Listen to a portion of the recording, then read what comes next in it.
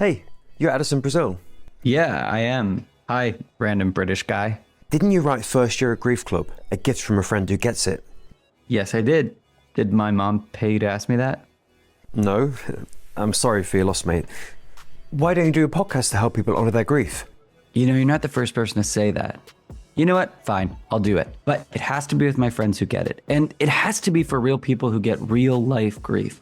Oh, and it absolutely has to be equal parts honor the journey and find the funny. What does that mean? I think you're about to find out. I'm Addison, Brazil. Grief Club, the podcast starts now.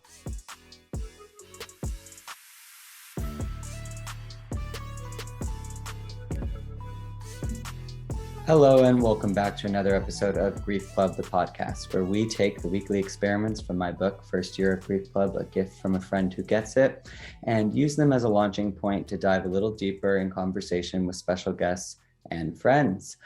Today's episode is based off of week 4, which is the first time in the book that we really talk about measuring and critical measuring around our grief. And to talk a little bit more about that, I wanted to invite executive mindset coach, Deano Sutter, and my friend to chat with us. So welcome, Deano. Thanks. Thank you for having me. I'm excited. Absolutely. When I was going through, because I knew I wanted to talk to you, and then I was like, this is kind of the perfect week, because I think subtly after like a month of grieving, we're very gentle in the first month, and then we start to look at sort of patterns and what's coming up. And I think one of the easiest things to do, at least for me it was, is to start to kind of get really critical and measuring around everything that we're going through when it comes to grief.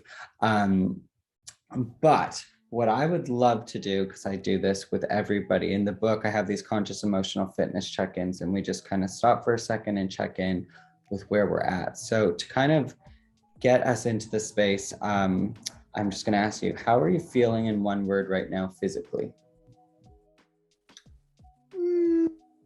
Tired? Mm-hmm. How I'm gonna say, I'm gonna go tired. I feel that. How are you feeling in one word mentally? Overwhelmed. I say fuzzy. And how are you feeling in one word emotionally?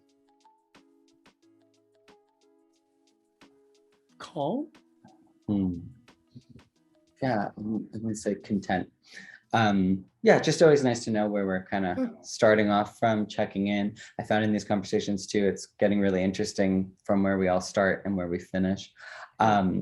So of course the book is equal parts honor the journey and find the funny. So I'd love to just kind of start with giving you the stage to honor your journey a little bit. Tell us a little bit about your journey, where you've gone to. If you want to bring grief into it, you're more than welcome to. But just, let the listeners get to know a little bit about you.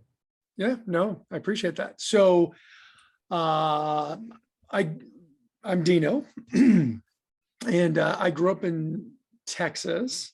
And what's really interesting, so a little bit about my journey into being a mindset coach really came out of me trying to fix my own brain.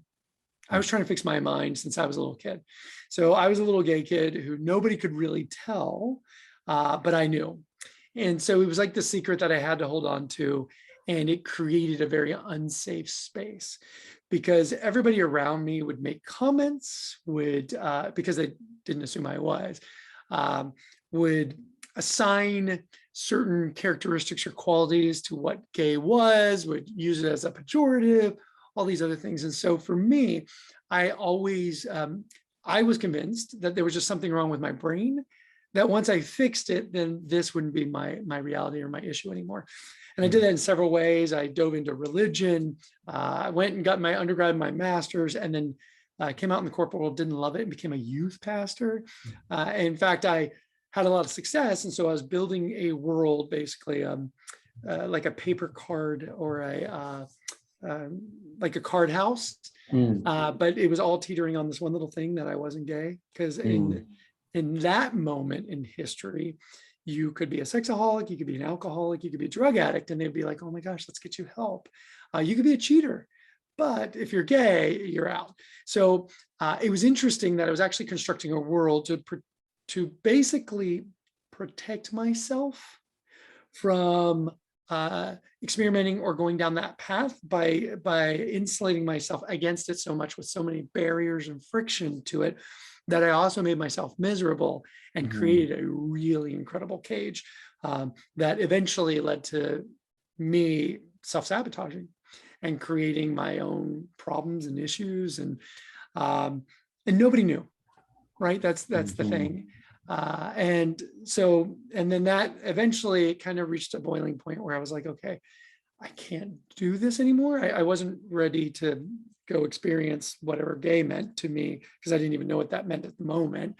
But I knew I couldn't stay in the church. And so I left, and then went through a number of other interesting challenges. I went out to LA to become an actor, because if I was famous enough and people found out I was gay, then they'd still have to love me.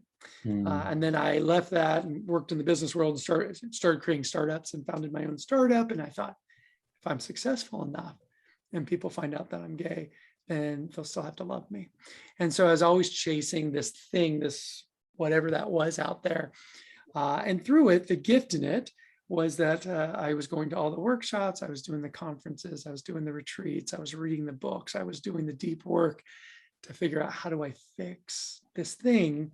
And, when I was in high school, I'd always pray for the miracle that God would change my sexuality. And I'd be like, God, if you could do anything, like, I believe in you and I believe in your all power. And what's really amazing is God finally did do the miracle, but it was never the issue I had identified was wrong. It was never about my sexuality. It was really about my self-worth. And so once that became glaringly obvious, and that kind of happened because of a motorcycle wreck in 2012 where I almost died. I was a half roll from dying. I almost lost my leg and my foot, 6 months in a wheelchair, another 6 months not walking normal, another round of surgeries, another 18 months of physical therapy. But while I was under, when they brought me in, they had to put me on ketamine. I had this kind of out of body experience, and ketamine removes the ego. And I started thinking, why do I care what people think?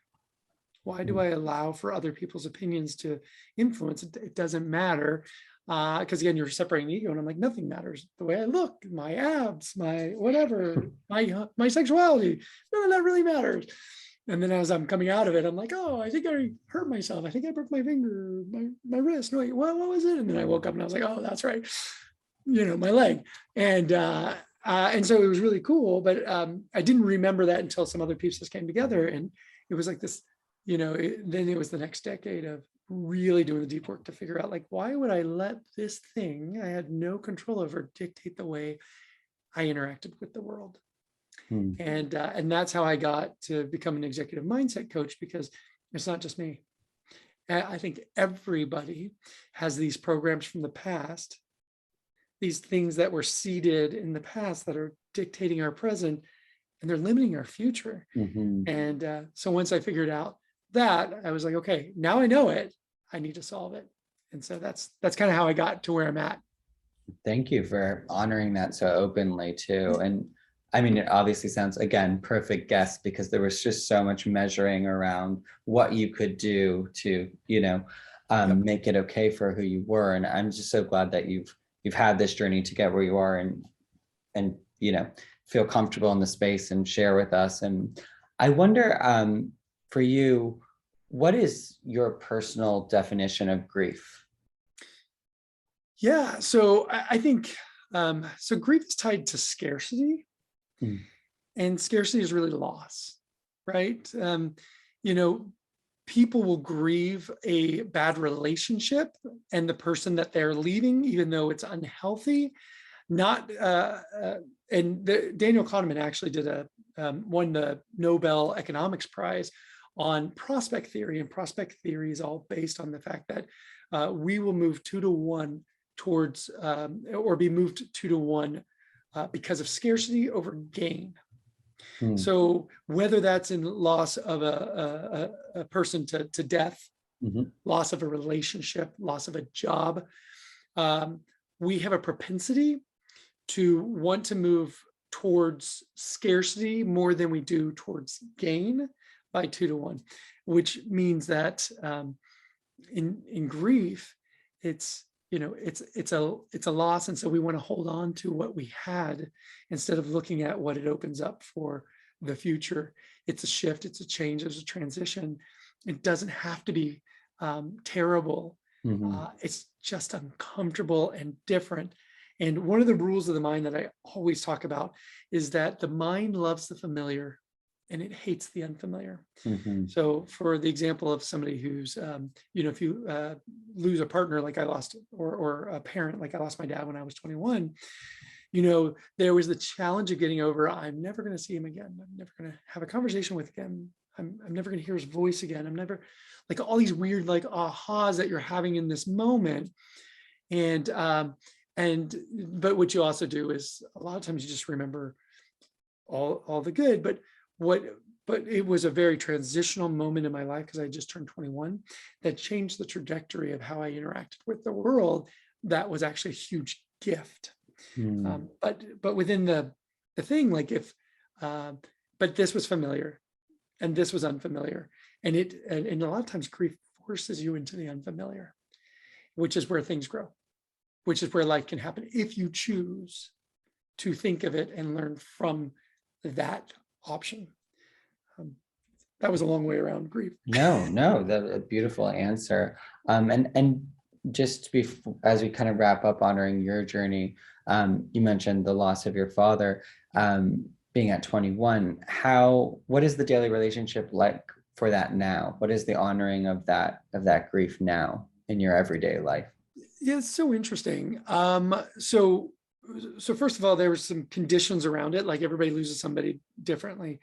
It would be different if he had been going through like cancer for a long time and I had time to prepare. It was a situation where he went in for a test. The doctor decided to, couldn't figure out from the test, the camera, so decided to open him up. And through that wound, he had gotten an infection. It's called septic shock syndrome that started to shut down his major organs and eventually led to his death.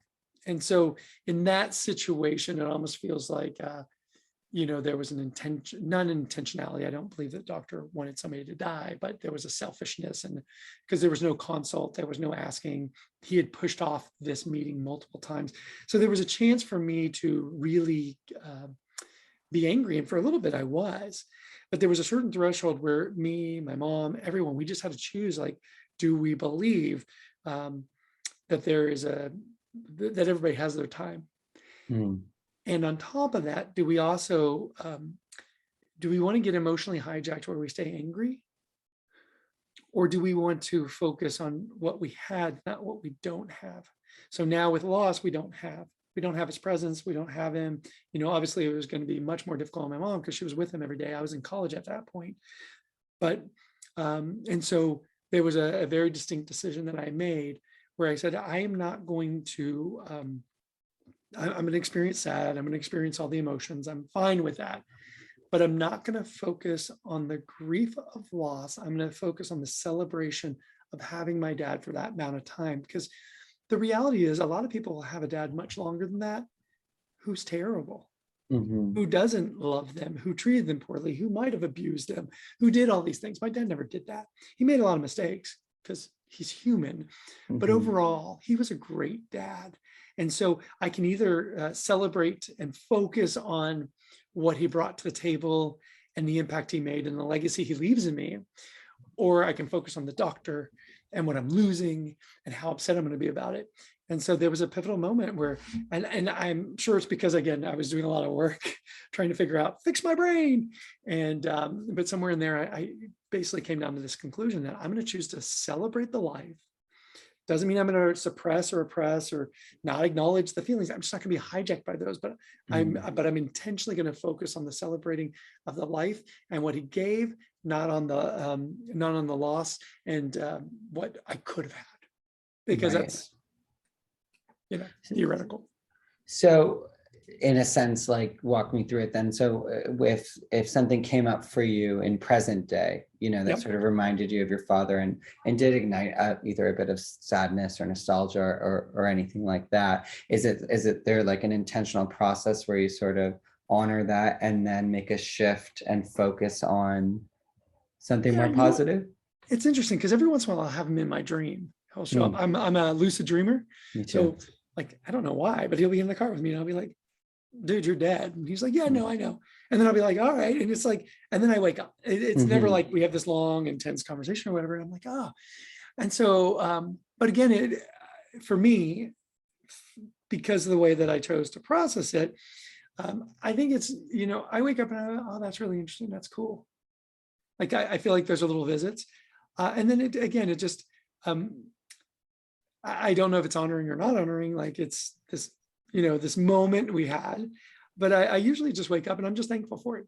It's just Mm, like a reconnection. So I tend to focus on gratitude in my life on a daily basis. I actually have a gratitude journaling practice that I do that just shifts the way I feel and mm, experience the world. And so most things, good or bad, I'm grateful for. mm, So whether that's in the loss or whether that's in the flat tire or whether that's in,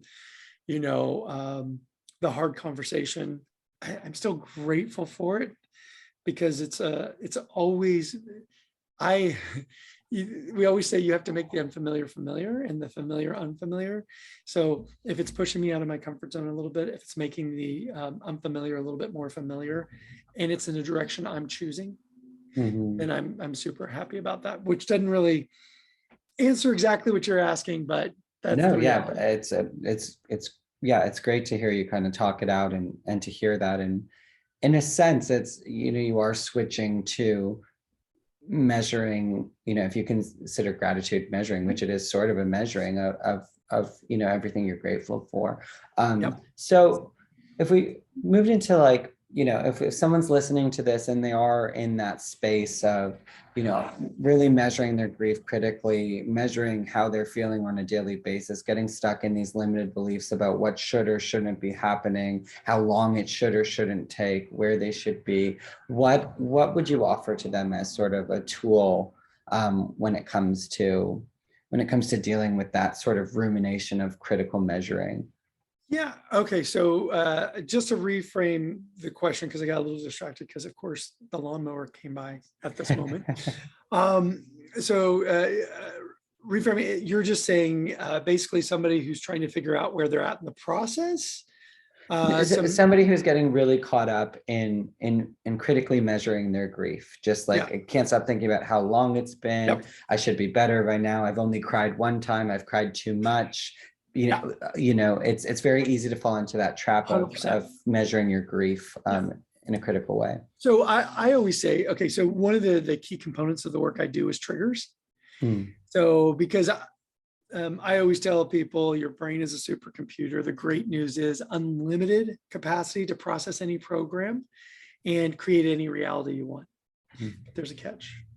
It only processes the programs you feed it. And 90% of them come from the past. So usually when we're getting hijacked by critical thoughts, it's because of programs from the past. And the way that you know that you're having these things is you're getting triggered. So people have different definitions. So I'll define what I think a trigger is. It's when some external stimulus causes a negative emotional response in you. So it's seeing something and you feel sad. It's, you somebody says something and you get angry, or you feel like they're being so disrespectful when it has nothing to do with you. You're making it personal. You're taking something external and you're making it about you. And so within that, when you start to notice that, and I always say, so triggers are great because triggers are basically, I call them viruses, right? mm, The same programs that we learned that allows us to walk and talk are the same ways we learned how to process emotions when we were young. And the more you repeat it, you don't think about how you walk and form words right now because you've repeated it so much, right? The neural pathways turn into neural networks. They got insulated, neurons that fire together, wire together. So it just happens. And so that's great. Walking, talking, it's good that we know how to do that. That's on autopilot. But some of the other things that are on autopilot are the ways we dealt with emotions when we were 6, that we mm, repeated over and over when we had no skills or no tools, and we're experiencing it today. And typically that comes out as the bully in your brain, right? The bully in your mind, the bully who lives upstairs, who is constantly criticizing and finding out the fault. It's not really a bully, it's a program. And it might have come from your mom, or it might have come from your dad, and it's making you feel like you should be further along, or that you're not doing things right, or you should grieve more, or you should be sad more, all those things. So what I always tell people is the blessing of a trigger is that there's two things it tells you. Number one, it tells you what you care about. And number two, it tells you what the program is. So let me deal with number one. You are not triggered if you do not care. So if you find yourself being critical about the decisions you're making or not making, or the way you're feeling or not feeling, it's tied to something you care about. Because if you don't care, you're not triggered, right? If you think you're a terrible person and somebody calls you a terrible person, you're fine. You're like, okay, great. Yeah, that's how I make my money. All my sales come from, manipulating people. Not a big deal. But if you think you're a really kind person and somebody calls you terrible, you start to flip out, right? You get triggered. You start to spin out. You start to call your mom, am I a terrible person? You ask your partner, you overcompensate and try to make that other person feel really good about you. All those things are all because you are triggered. And so you're living out an old programming, but it tells you what you care about. And what you care about is being kind. So that's good. The other thing is the program. Where did it come from? So what I always tell people is the best way to defeat that triggering moment, which is not necessarily measurable, but you'll understand, is number one, when you start to feel yourself getting triggered, if you just pay attention and you know this is coming, say these words, that's interesting. And say them out loud. That's interesting, because your brain is always listening and it's trying to do what you want it to do. So when you say that's interesting, it shifts it from judgment and criticism to investigation. And I always say we want investigation over accusation. When we're being critical of ourselves, we're accusing ourselves of things. You don't cry enough, you cry too much, you never move on, whatever that is, right? That's accusation. We want to move to investigation, where we actually say, when we say that that's interesting, our mind goes, oh, okay, now we're going to investigate. And now we're able to actually parse out what are the actual elements here going on, and is anything that is happening in my brain right now true? Do I cry too little? Do I cry too much? Probably not. None of those things are probably true, right? And according to what measures, it doesn't matter. So that's one thing. And then what I encourage people to do is keep a trigger journal. It's going to sound weird, I know, bear with me. So every day, and this is what all my clients do, they keep a trigger journal. So like in your iPhone, you create a notepad and you can create a folder, call it triggers. And then each day it's the new one. And if you're not logging 10 to 20 different triggers, you're not paying attention. And the reason why it's so amazing is it starts to bring awareness. And as you bring awareness to what you're being triggered by, and the way I do triggers is I don't care about the backstory. I don't care if it's your person you've had 100 years of history with, or a stranger who looked at you wrong on the train. I don't care. You don't give the backstory. You just tell the moment of the trigger, so you can start to really hone in and pay attention. And by that alone, you're starting to bring awareness. And again, by bringing more awareness to the fact that you're getting triggered, then you can start with that, calling it out and saying, that's interesting, which means now we're going to investigate what's going on here. What does it mean I care about? And what's the program underneath? What is that thing? Is it a self-worth program? Is it a validation program? Is it a self-worth program? Is it a respect program? Like, what's the program that's going underneath, so that you can start to become more and more aware of yourself? And when you do that, the more, this is the one thing that my clients always say to me. None of them come to me for this. But usually within the first month or two, they always say, Deano, I'm starting to finally feel like I'm in control. And what they mean by that is emotional control. Now, mind you, these are CEOs of massive companies and executives who have millions and millions of dollars, who are good looking, who have all the things, and they come to me for dating, or they come to me because they're having conflicts with their co-founder, or they're coming to me because they hire all the wrong people. It's never like, I want control. They're CEOs, they're bosses. They think they're in control. But what they discover through the process, when I give them the tools and they start to do the inner work, is through awareness and then some of the other elements that they start to regain control. So that, and the idea of control is that nothing and no one gets to dictate how you interact with the world. You get to make the choice. And it starts with awareness. Right. Which, so that, like, someone outside of sort of the mindset world, when you hear control, you think I'll be able to control everything, but that's not what you're talking about. You're talking about controlling your response to everything. Only, because I can't control somebody cutting me off on the highway, but I can control whether I decide to flip the bird and curse them out in 12 different languages, right? And ride up on their bumper and honk my horn. If I do that, that means I'm being triggered, right? And it's probably tied to respect because I'm accusing them of their motivations. I'm projecting on them what they think, which maybe they're going to the hospital because their wife's pregnant. Maybe, they have a sick child at home. Maybe they're late for work and it's their first day. But, it could be anything, but I'm projecting on them. They think they're more important. They think that their shit doesn't stink, that I don't matter, whatever those things are, but that's me projecting. Those all tie into the program that's going inside what I care about, which is being worthy, being important, being significant, all those things. So that's when you get control, it means that nobody else gets to dictate how you interact. You get to choose. Now you may choose poorly, but it's your choice. Yes. You can be an a-hole, but you're in control of it. It's not a response. It's not somebody called you crazy, and crazy is a trigger word. And so you go from 0 to 100 and you start yelling expletives and, you cause a big scene that you're going to be ashamed of and embarrassed of, which is going to be another trigger. Because when you look back on it, you actually are causing your own trigger to be like, oh my gosh, I did it again. Look who I am, blah, blah, blah, all those things. Instead, that person says that, and that word has no power because that word is no longer tied to the program. You've reached Grief Club. Leave a message after the beep. Hey Grief Club, it's me again. Yeah, I know you probably thought you were going to get a break from listening to me talk, but I just wanted to check in and find out how I'm doing. I mean, really, you can be really honest with me. I'm like a different Addison from the Addison that's recording in this episode because this is recorded at a different time, so you can tell me the truth. The best way to do that is to leave a review and like the podcast, but only if you like it. I really think it will help other people who need it find it, so I greatly appreciate you doing that.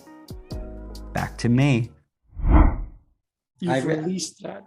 Yeah, I love, and I've used something similar. I love the idea of just really taking away this idea of those two words, that's interesting, and not allowing it to be solidified or to like breathe into it being like a feeling around the measurement or a belief around the measurement, but just gently at the very beginning when you're noticing measuring for the first time, because it may have just been introduced to you, to just that's interesting without judgment and with compassion and curiosity. I think it's like 100%. So important when you're getting to know yourself in a grief process to just like stay kind and compassionate, and the measuring thoughts can definitely lead us down that pathway so quickly. So I love that. I love this idea of really breaking up that pattern there and just going, that's interesting. And it does just, as I'm saying it right now, it takes power out of the last 3 judgments I've made in my head, that's makes it easy. So and the thing about it is it's simple,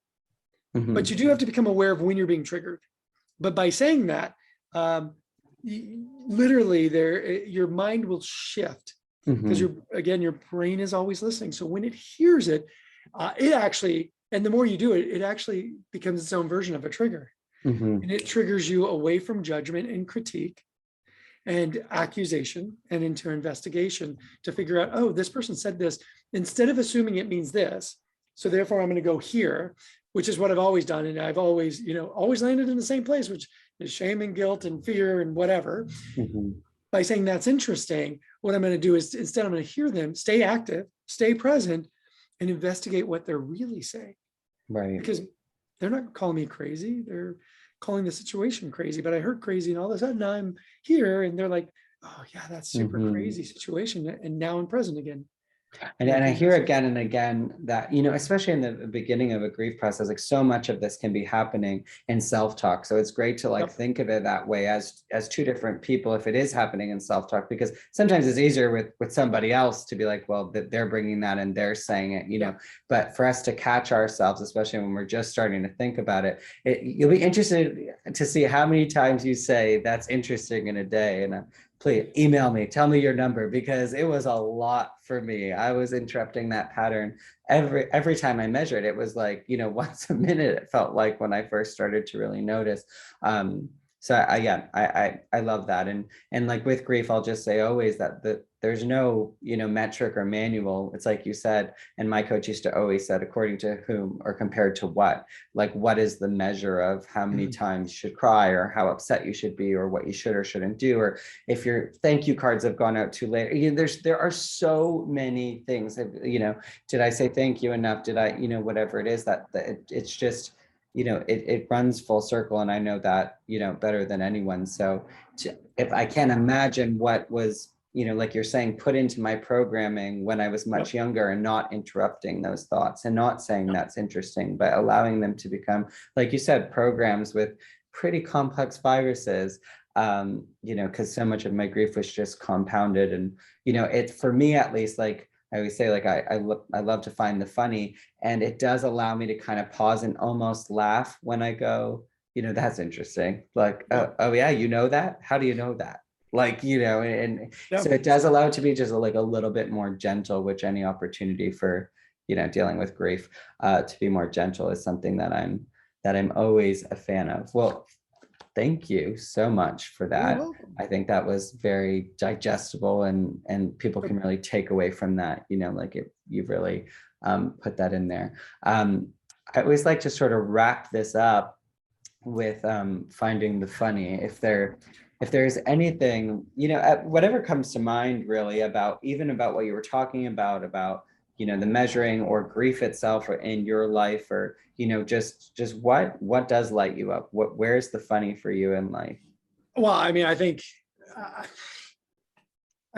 life is meant to be enjoyed, and part of joy is being able to laugh.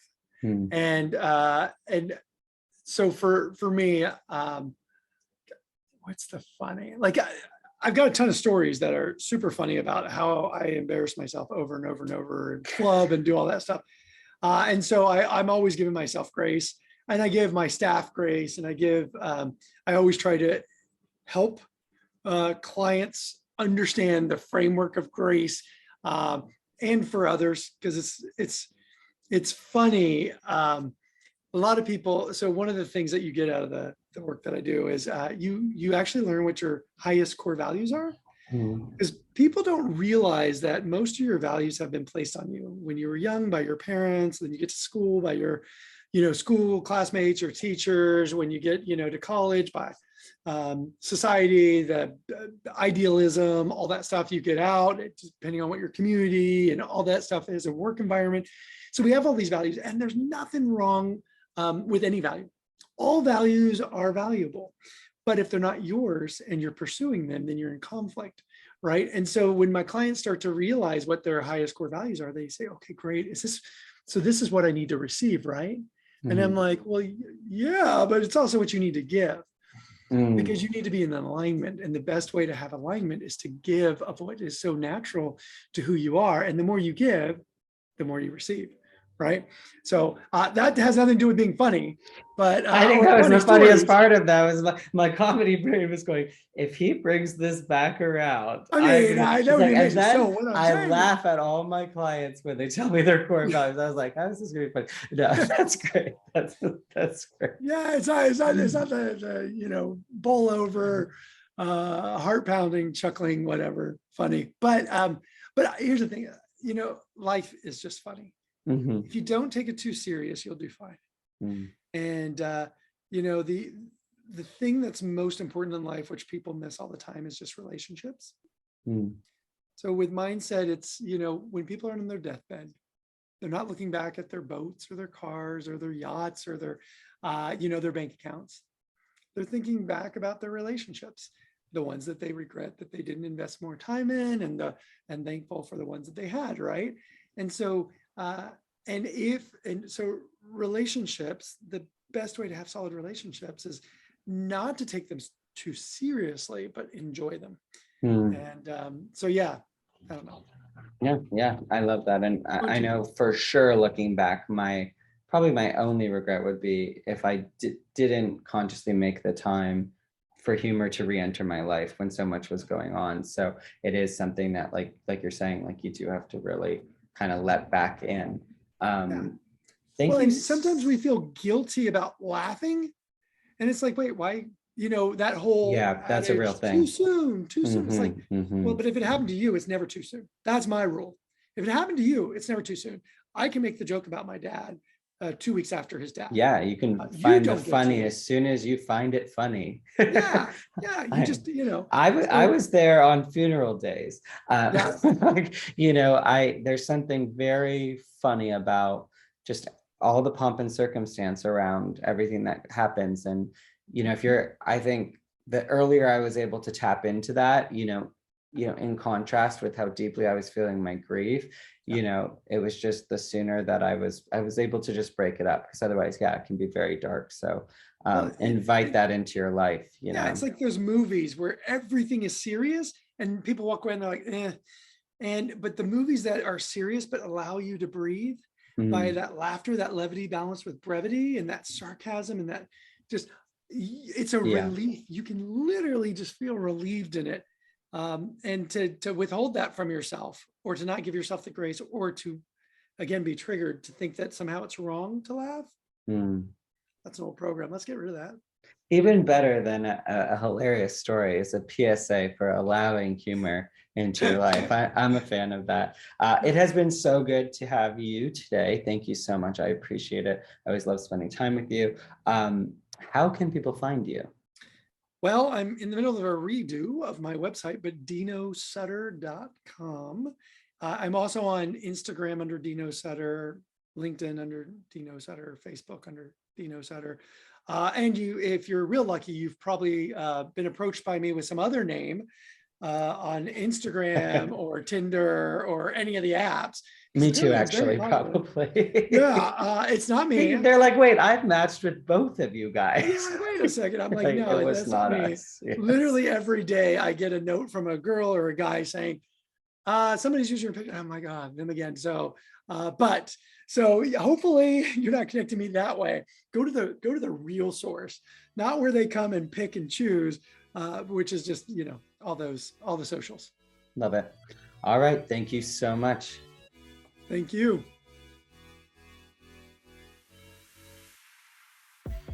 Well, Grief Club, that's the show. If you enjoyed it, please let us know by liking and leaving a review. This will help as many people who may need what we're talking about find it the fastest. Remember to honor the journey, and when that gets tough, find the funny.